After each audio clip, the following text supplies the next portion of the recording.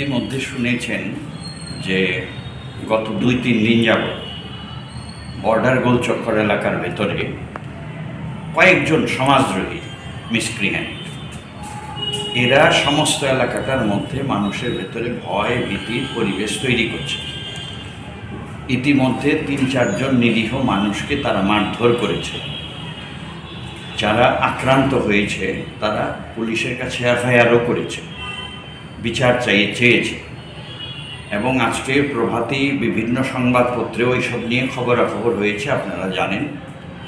আমরা জরুরি ভিত্তিতে এসডিপিও সাহেবের কাছে সময় চেয়েছিলাম ওনার সঙ্গে দেখা করার জন্য। উনি আমাদের সময় দিয়েছেন।